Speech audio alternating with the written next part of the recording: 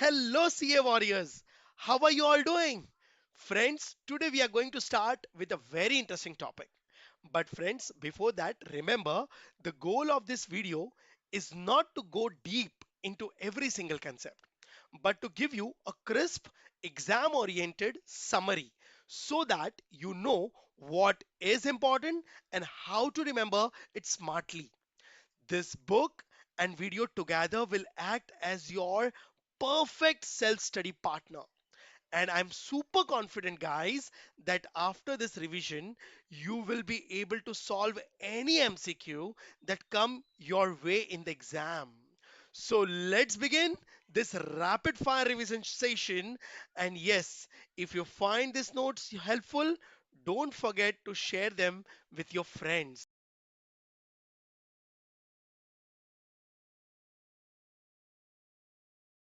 Friends, let me begin with a very simple but powerful question.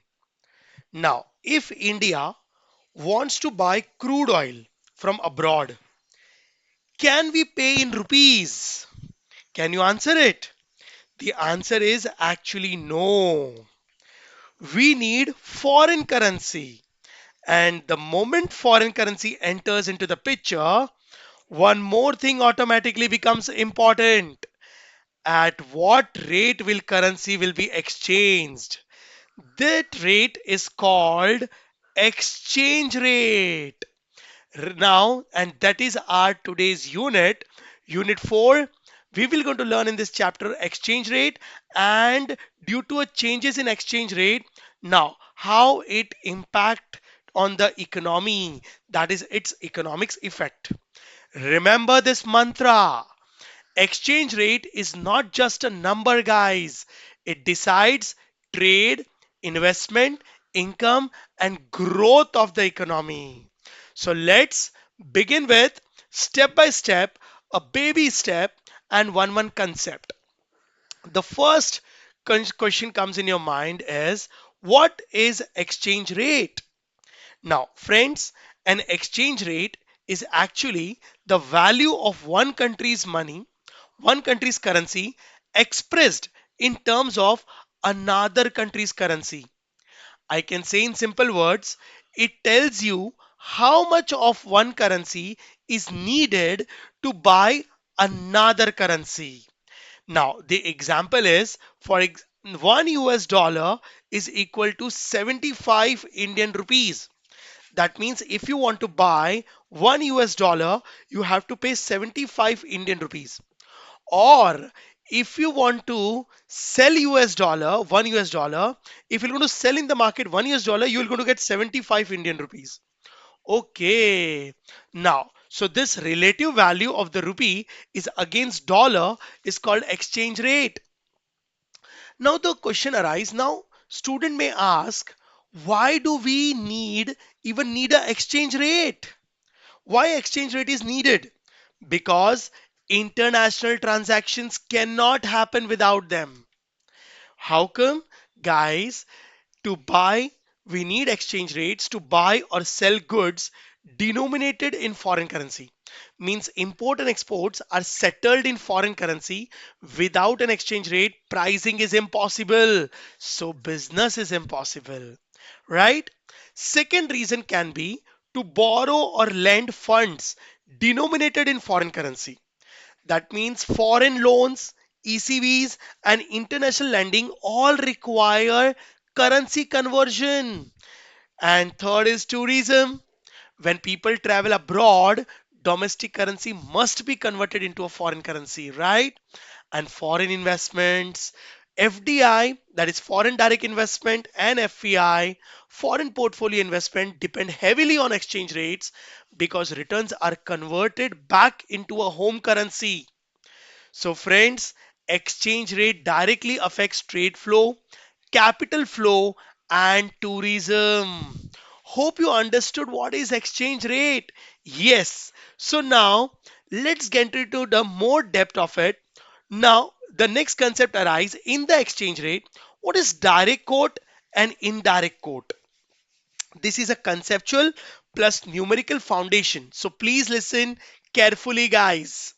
Now, Direct quote means actually a direct quote express units of domestic currency required to exchange one unit of foreign currency. Okay, yes, means I can say by example now rupees 72 per US dollar. Now means I can say 72 rupees is required to buy 1 US dollar. Matlab units are expressed in a domestic currency. It is called direct quote.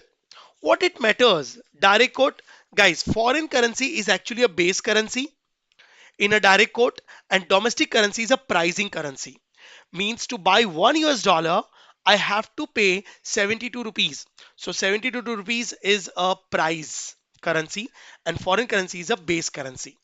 This help identify which currency is being valued. Okay, so the base currency is actually a foreign currency. I already explained you. Now, formula to we can convert from indirect code to direct code and direct code to indirect code, but formula we're going to see later because for that you have to understand indirect code also. Indirect code is totally opposite of direct code. An indirect code expresses units of foreign currency exchangeable for one unit of domestic currency. Friends, in this I can say that 0.139 per rupee dollar per rupee barabar means by selling 1 rupee 1 Indian rupee I'll be getting 0.0139 dollars. Here the base currency is actually domestic currency and foreign currency is a pricing currency. Okay, so why this distinction matters? The question arises, guys, because depreciation and appreciation are interpreted differently. So guys, understand domestic currency, or if you want to convert from indirect quote to direct quote and direct quote to indirect quote, please see to it. Direct quote formula will be 1 upon indirect quote. So 1 upon 0.0139 dollars. If you're going to put, you're going to get 70 rupees. And if you want to convert from direct quote to indirect quote, your formula will be 1 upon direct quote. That is 1 upon 72 rupees. You're going to get 0.139 dollars. Okay, hope you got it. Yes, sir. Now, guys, let's come to the next topic where, guys, now we are moving to a simple rates of economic meaning. That is nominal, real, and effective exchange rate. Friends, these are the different terms of the exchange rates having a different purposes. The first and the basic term is nominal exchange rate. Friends, we call it NER. NER is actually a simple rate at which one currency is exchanged for another currency. So it is just a straightforward rate, I can say, where one currency is exchanged for another currency. Now, without considering inflation. Oh, so friends, in NER, we don't consider inflation rates. Okay, so but basically, what is the purpose of NER? Where it is used? Fine, guys, the purpose of NER is to find domestic price of foreign goods. Okay, now I can say, but guys, one thing is there. However, trade is not affected by NER. No, because inflation is not involved. So just exchange rate you can come to know, but you cannot do buy and sell because inflation does matter now, and inflation is ignored in NER. So trade is affected by actually RER. That is called real exchange rate. So the next topic comes now. RER, real exchange rate. You know, nominal exchange rate and real exchange rate are similar. The difference between nominal exchange rate and real exchange rate is just inflation. Now, oh, is it? Yes, but NER is actually a base for everything. That's why it's called base price. So real exchange, that's why the name is real. Now, the meaning of real exchange rate is RER adjusts the nominal exchange rate for inflation differences. Okay, yes. So it shows the actual purchasing power of the currency. RER actually shows the purchasing power of the currency. The formula is actually of RER to convert from NER to RER. See the formula NER into domestic price. We are considering inflation over here upon foreign price. So when you consider domestic price upon foreign price, the inflation get adjusted with NER and we get RER. So it's a real purchase. It indicates real purchasing power. Okay, so now the question arises, what is the purpose of RER? Why RER is important? Friends, actually, RER, now, where RER is important is how many goods of one country can be exchanged for goods of another country can be considered only by RER.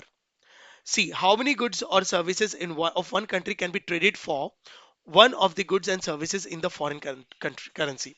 Because of RER, you can compare price value of domestic goods with the price value of foreign goods. Okay, then only you will going to come to know which is costlier and which is cheaper. Okay, so actually the impact of RER is RER is a key determinant of actually net exports. Now, because export and import, for doing export and import, we have to do the price comparison, and that is possible only because of RER. All of you understood? Yes, sir. Now, third term, third type of exchange rate is nominal effective exchange rate. Guys. First, we have studied, don't get confused, NER, nominal exchange rate. Now we are getting into the nominal effective exchange rate. So what is the difference? The names are looking similar. We are getting confused. No need to be get confused. Nominal effective exchange rate has been similar to nominal exchange rate. Inflation is not considered. But now here we are finding the exchange rate not with a one currency. It's a group of countries member currencies. Oh, yes. So the difference between nominal exchange rate and nominal effective exchange rate is a weighted average. Guys, it is a, I can say NER is a weighted average of a nominal exchange rate against a basket of other countries' currency. Inflation, of course, it is not considered. The word nominal means inflation is ignored. Oh, yes. So what is the purpose of NER now? Guys, the purpose of NER is overall external value of currency.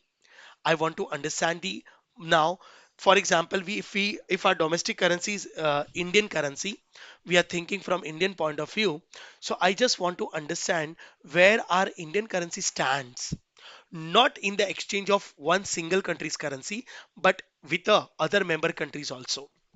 And we're going to consider weighted average. Now, answer which other member countries we're going to consider.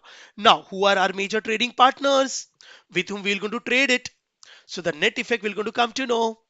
Oh, so the formula for NER is it is a sum of weight NER, weighted NER. Okay. Now, so real effective exchange rate. Real effective exchange rate has been derived from nominal effective exchange rate. Now, how come, guys? It is NER plus inflation. So RER adjusts NER for inflation rates between countries, right? So what is the purpose of RER? Now, why RER is superior? Guys, it indicates most accurate picture of competitiveness, useful for economic wide analysis. Oh, is it? Yes, guys. Now, so here RER is nothing but NER into domestic price index upon foreign price index. Hope you got it. Yes, sir. So these are the four type of exchange rates having a different purposes. NER without inflation, single country conversion rate. RER single country conversion rate with including inflation. It indicates real purchasing power. NER, it is a without inflation exchange rate of group of currency with weighted average. RER, now it is a real purchasing power pricing of group of countries but with a inflation. Oh, so what is the conclusion, guys? The conclusion is now we can understand impact of domestic currency on now impact of domestic currency export and import. Now see to it NER, RER, NER, and RER. If it becomes higher, it indicates domestic currency appreciation. Now, when domestic currency get appreciated, export decreases, import increases. Oh, yes, because when domestic currency get appreciated, export become costlier for the foreigners and they don't purchase goods from India. But import become cheaper because we have to pay lesser. So Now, import goods may be encouraged in India. But when all these four get lower, that means domestic currency is depreciated. Export will increase because then for foreigners, due to depreciation of domestic currency, for them Indian goods will be cheaper and import will be get reduced because for us imported foreign goods will be become costlier. So you have to remember this effects. Now they can ask you in the MCQs. Now come to the next topic, that is exchange rate regimes. Exchange rate regimes. Guys, now we study how exchange rates are determined actually. How you can say $1 is equal to 75 rupees, 1 euro is equal to 100 rupees. Now, who is deriving these exchange rates? So, friends, now in the world, the exchange rates are derived by two methods. One is called floating exchange rate regime, another one is called fixed exchange rate regime. Now, what does this means? Foreign exchange rate regime and fixed exchange rate regime. What is the meaning of these two concepts? Understand? Meaning is exchange rate is determined by market forces of demand and supply. Actually, now let's understand one by one. Floating exchange rate means now here the exchange rates actually determined by market forces. I can say equilibrium means auto adjusted. The prices and exchange rate become auto adjust. Now, if demand become more than supply, now the dollar may become stronger. If supply of dollar become more than demand in India, now the dollar may become weaker and Indian currency may become stronger. So market forces its demand and supply. Why it exists? Guys. Now, is there any target rate? No, guys, because market force are not controlled by anyone. There is no target rate. It purely depends on demand and supply. So the target rates or the exchange rates, targeted exchange rate cannot be predetermined over here. It is totally neutral. It is totally market based. No one can control it. So now what is the role of central bank? Is the Indian central bank or any country's central bank involved in this floating exchange rate? No. No interference of any country's central government or central bank. It is very neutral. That's why on floating exchange rate, each and every country is trusting on this exchange rates. So I can say there is no fixed targets and interference of central bank is not there. Yes, but I can say central government only can interfere in floating exchange rate when the exchange fluctuations are very extreme. So I can say sometime its interference is intended, but for only moderating the foreign exchange rate and preventing fluctuations.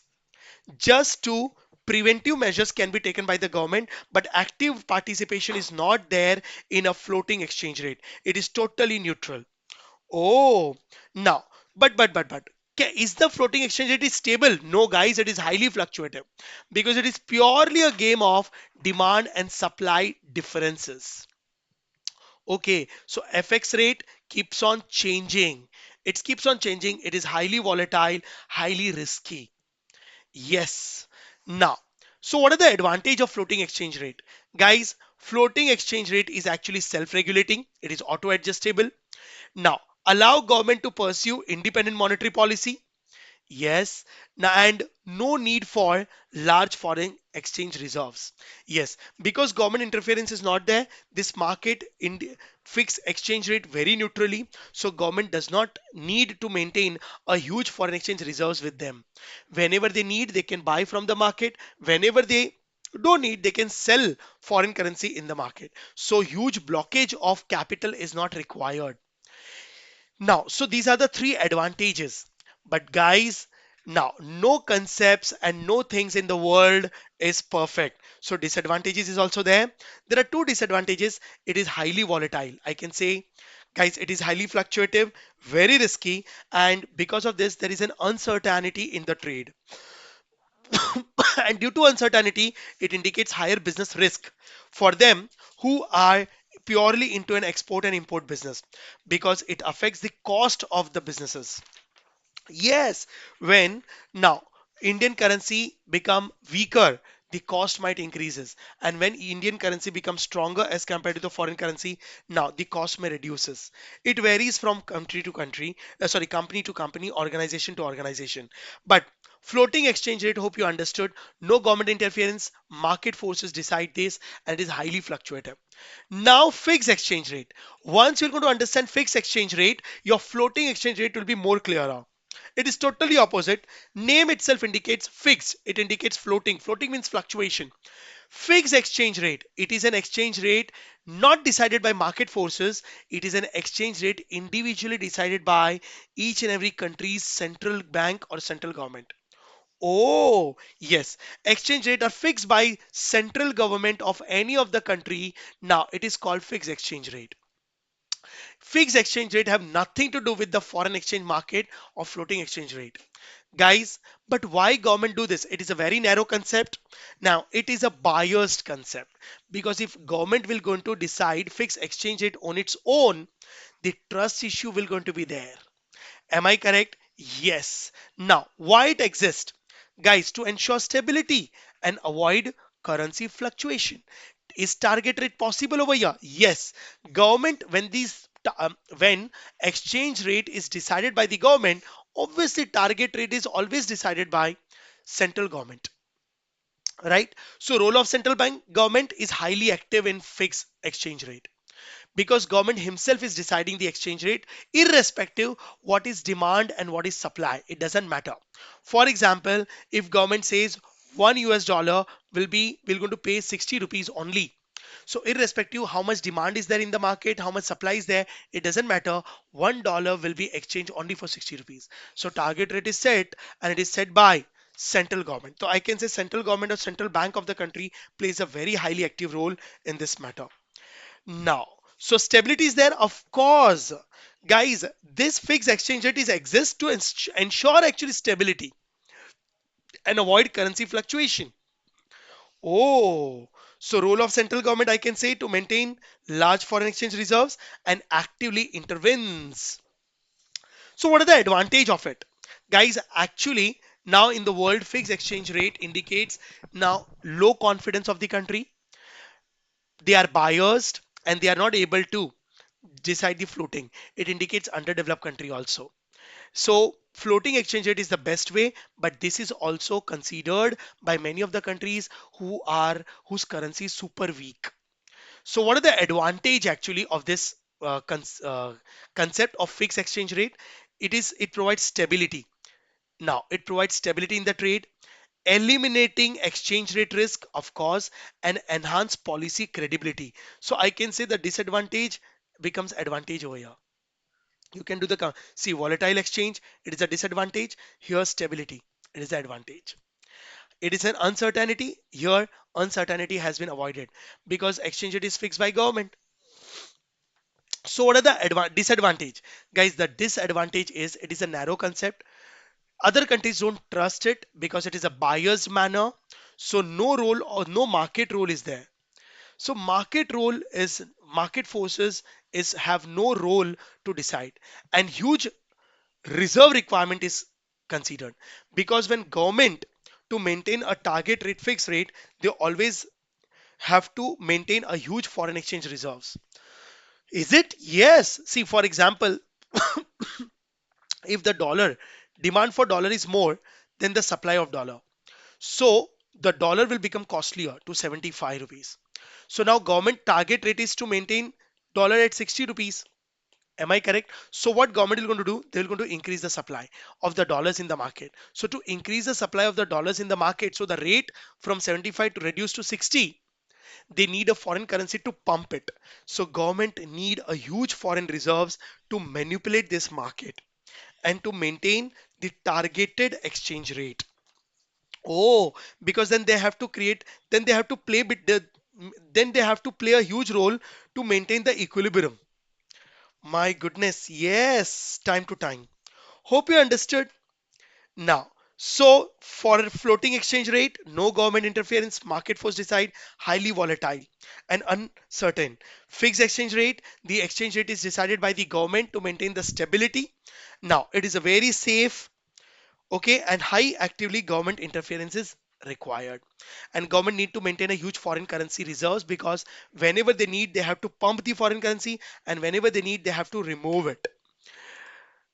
So now, next topic is Foreign exchange market. In this, we will going to understand what is foreign exchange market, from where you can buy the dollars and foreign currency and you can sell the foreign currency. Dollar is just one of the example. Now, so friends, the first is meaning foreign exchange market is nothing but it is a electronically linked network. Yes. First thing, it is not a physical market. It is existing in each and every country within a electronic network. Every country who want to purchase or sell, they can go to the website and there is a government portal. Now from there they can purchase and sell it and the exchange fluctuations takes places. Now, okay, so link network of bank, dealers, and brokers, bringing buyers and sellers actually together. So it's like a online portal now where who want to buy the foreign currency, they can come on that portal. Who want to sell the foreign currency, they can come on that electronic portal. Okay. Now, next is first who are the participants, means who are buying and selling in that foreign exchange market. Or can common people can buy like you and me in that market? No guys. Now only central banks, commercial banks, government, foreign exchange dealers, multinational firms, non-banking financial institutions, arbitrators, speculators, and brokerage house. These are the participants who can buy and sell in that foreign exchange markets. Okay, now, so for example, if any individual want to purchase the dollars and all, they have to approach these arbitrators, banks, and institutions. You cannot directly deal into the foreign exchange markets. You have to purchase from these participants. Now, these are the actually a market makers. Okay, now again, next the concept arise. What is spot, forward, and future market?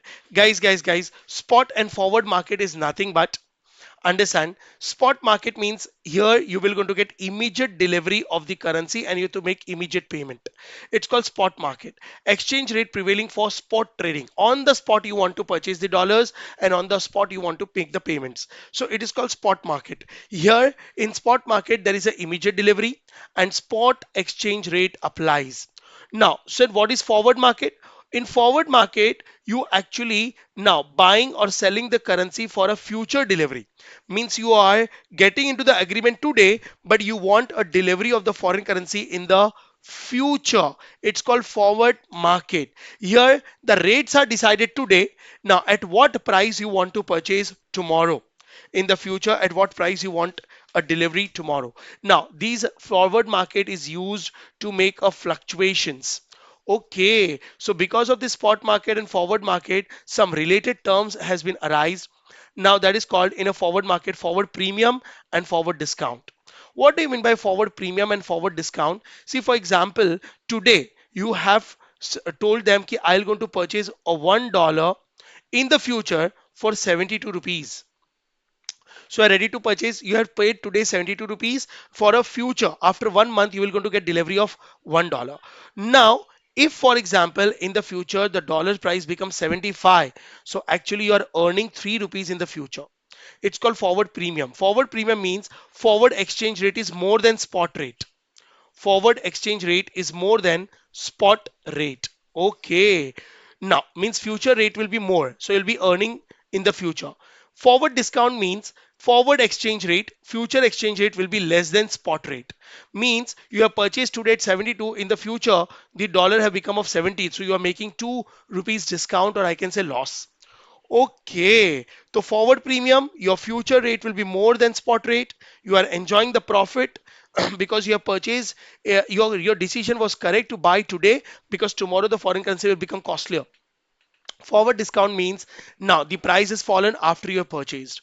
Okay, so these are the now foreign exchange market where these organizations can purchase and sell.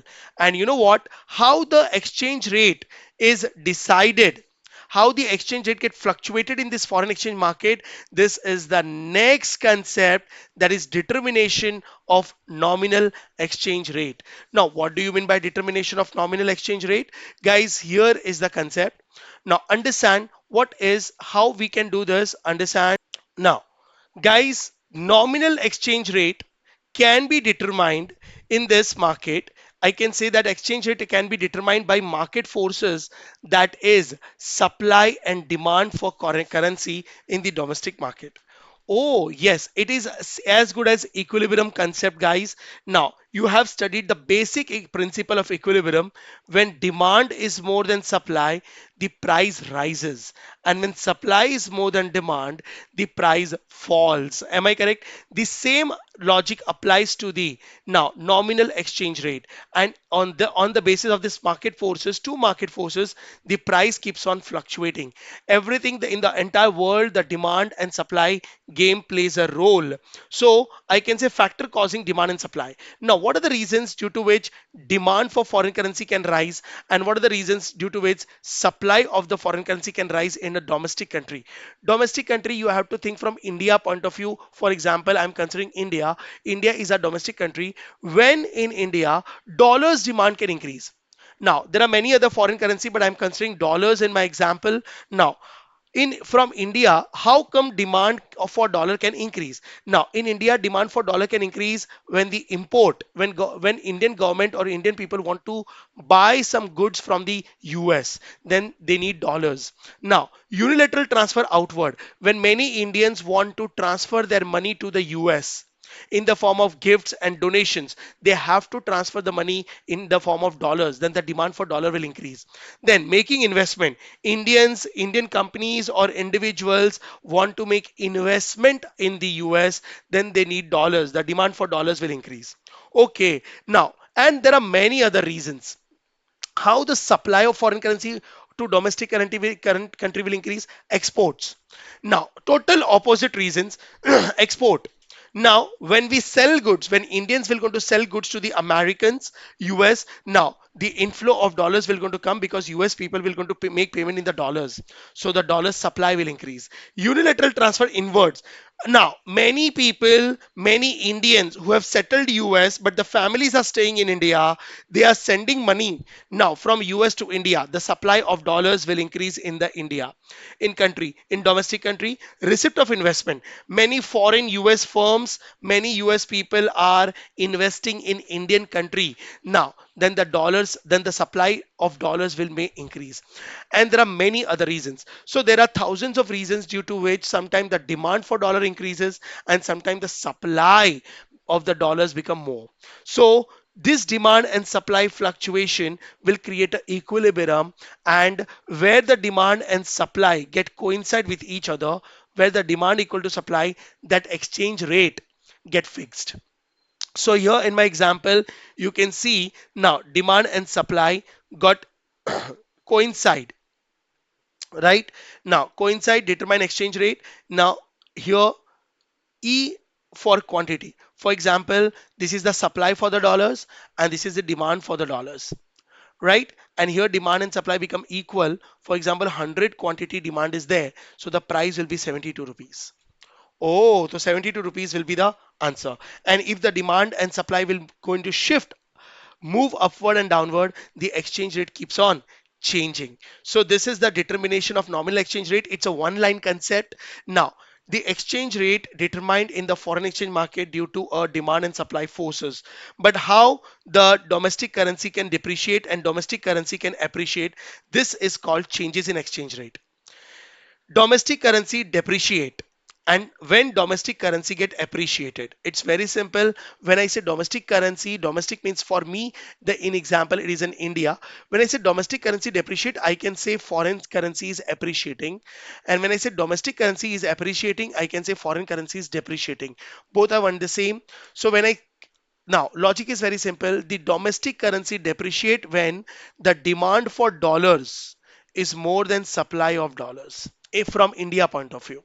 And domestic currency will appreciate when supply of dollars from India is more than demand for dollars.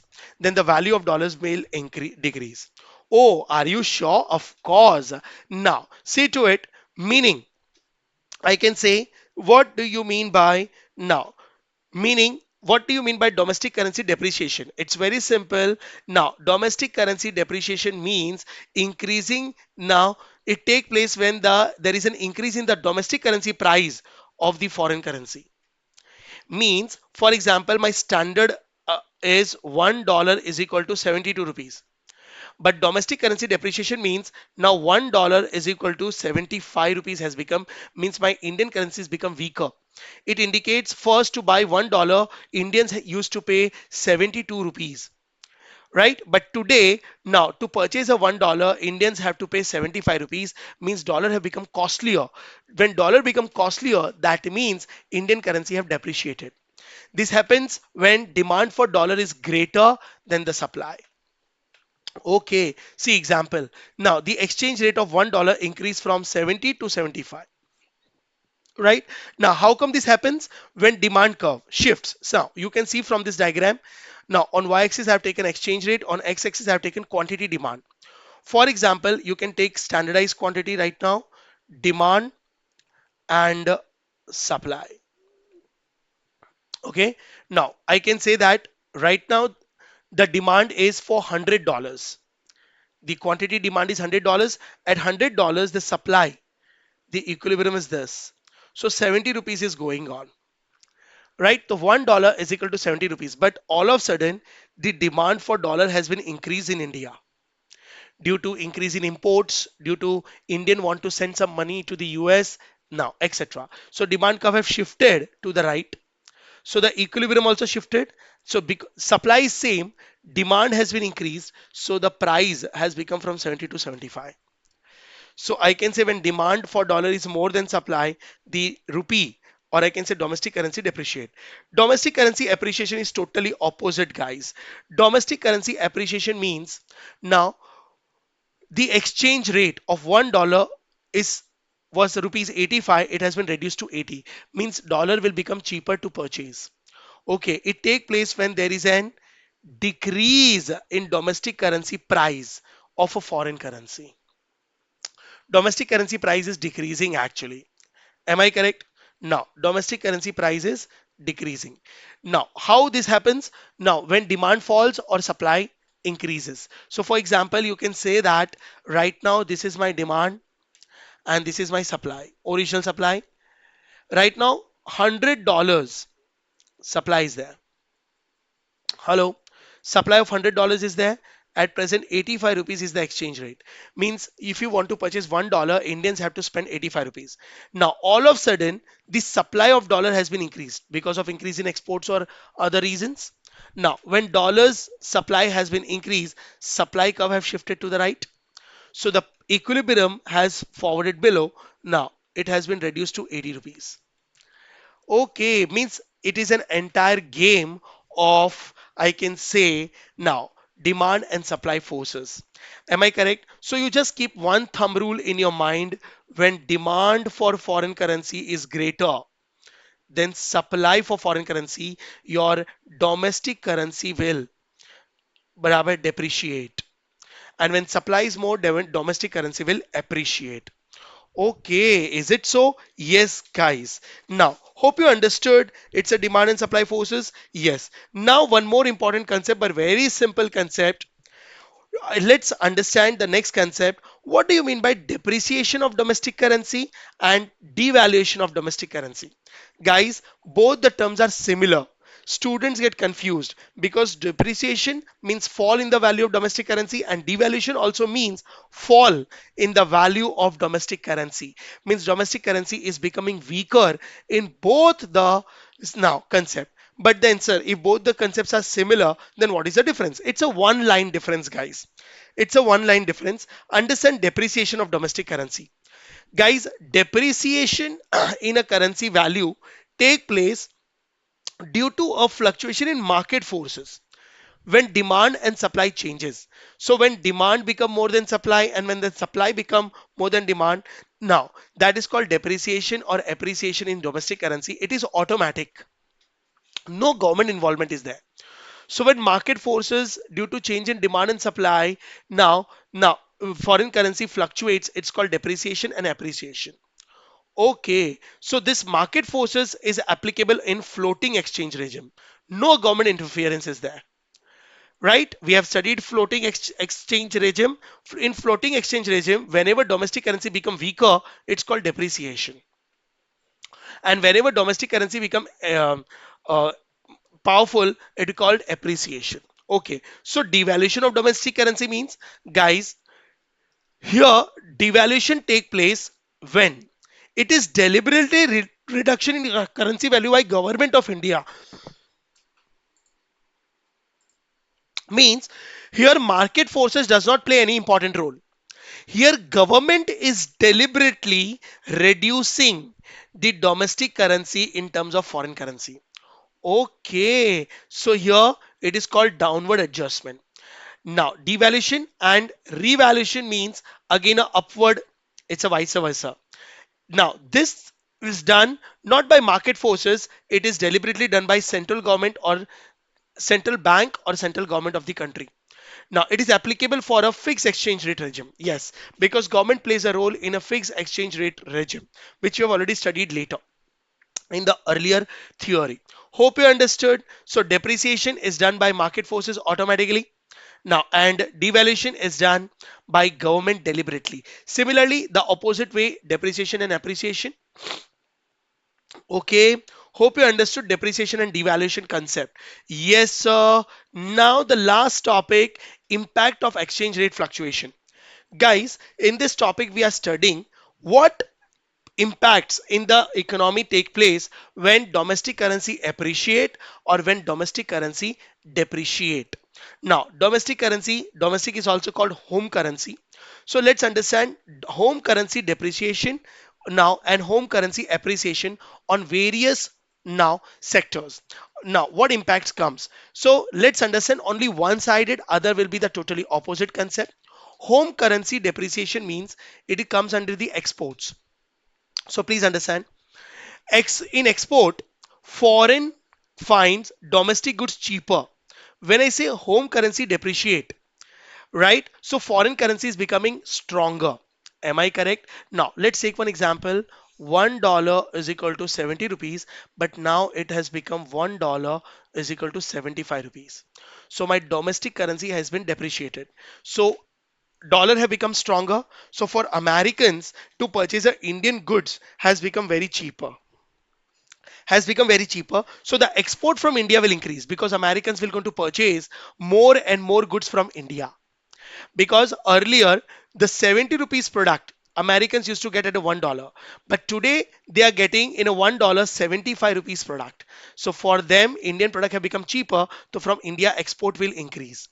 Oh, so when home currency depreciate, export increases. Okay, and vice versa. When home currency appreciate, now export decreases. It is vice versa. Now, then impact on import. Obviously, import when domestic currency depreciate, US products will become costlier in India because Indians have to pay 75 rupees for a per dollar product instead of 70. So import will decrease, export will increase, import will decrease, right? So the what will happen on domestic demand. Now on when home currency depreciate, guys, when import will reduce means Indians will not going to purchase imported goods, the domestic product demand will increase because foreign products they are not coming to the India, so demand for domestic goods will increase as well as export will increase. So exporter companies and domestic manufacturer will enjoy profits in the business. So there'll be a higher profits in domestic currency inflow.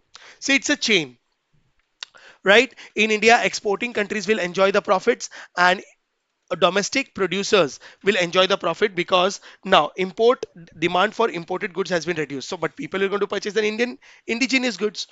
Oh, advantage is also there. Inward remittances. Guys, when home currency depreciate, remittances to homeland will also increase. Now, means guys, America, the Indian people who are staying in America, now they will going to invest in India because for them now $1 have become 75 rupees, so the investment will be high. So inward remittances will also increase and trade balance will be favorable, guys, because export will be more than import, so balance of trade will be positive. So home currency depreciation have a lot of advantages. Export will increase, import will reduce. Now, then domestic goods demand will increase. Exporting companies will going to enjoy the profits. Am I correct? Now, foreign currency will inflow more in India. Inward remittances will be high. And on home currency appreciation, everything is vice versa. Export will reduce, import will increase. So when import will increase, demand for domestic products will and export will contract. So exporting countries will suffer a losses, and domestic manufacturers will also going to suffer a tough competition with the imported goods. Remittances to the homeland will reduce, and when import is more than export, now the balance of trade will be unfavorable because foreign currency reserves will reduce. Okay, so these are the impact of home currency depreciation and home currency appreciation. Hope you understood this. Yes, so guys, I can say that exchange rate is not just a price of the currency, it is actually a price of a nation's competitiveness. Hope you understood this concept. So that's it, my dear students. This was your quick revision session. Simple words, clear concept. Now there is no room for confusion. If you understood everything in one go, say yes, sir, and give it one more quick revision. Remember, smart study is the best strategy. Keep revising, stay confident, and believe in your preparation. And don't forget to tell your friends that these notes are total exam lifesaver. Stay consistent, stay motivated, and I will see you in the next rapid fire revision.